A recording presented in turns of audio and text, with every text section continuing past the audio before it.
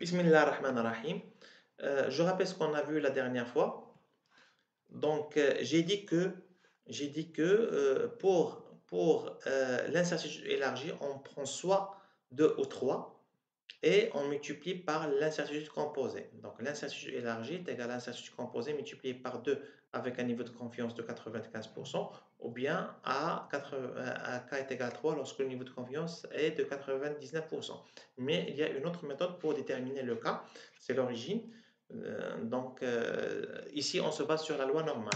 Mais généralement, la variable, le grand Y moins Y bar sur UCY suit une loi de students.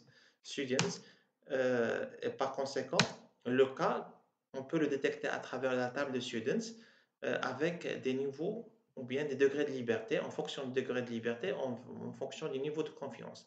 Par exemple, un nombre de degrés de liberté est égal à 20, un niveau de confiance de 95%, donc on prend le facteur est égal à 2,09. Pour un nombre de degrés de liberté est égal à 45, un niveau de confiance de 95%, donc on prend 2,01. Le facteur K est égal à 2,01.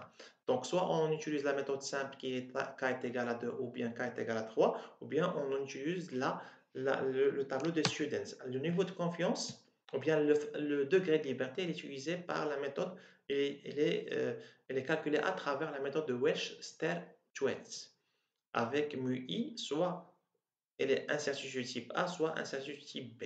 Et dans ce cas-là, il y a la méthode de calcul du nombre de degrés de liberté pour les deux cas. Et par conséquent, le Kp il est repris après avoir calculé le nombre de degrés de liberté. Je termine la méthode de Gauss par un résumé. Donc voilà, on a dit que l'intervalle d'incertitude, c'est entre moins U et plus U. C'est l'incertitude, ou bien le U, c'est l'incertitude élargie.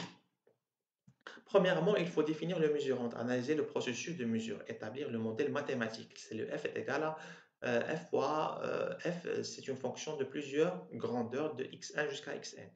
Deuxième étape, c'est calculer les incertitudes type de chaque grandeur d'entrée du modèle. On emploie des méthodes de type A ou bien type B. Calculer la covariance éventuelle. Si les variables sont dépendantes, donc il faut calculer les covariances. S'ils sont indépendants, les covariances sont égales à 0. Et puis, utiliser la fonction de propagation des incertitudes, tenir compte des éventuelles covariances, bien sûr, si les variables sont interdépendantes. Donc, la propagation des incertitudes. Et finalement, exprimer le résultat final en multipliant l'incertitude composée par le facteur d'élargissement convenable. K est égal à 2, c'est le cas le plus souvent avec un niveau de confiance de 95%. Sinon, utiliser la méthode de Student. Donc, finalement, ce sont les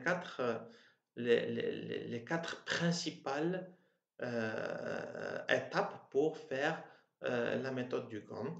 Bien sûr, il faut définir les sources d'incertitude à travers la fonction ou bien le modèle mathématique. Le modèle mathématique. Le modèle mathématique du mesurante. J'espère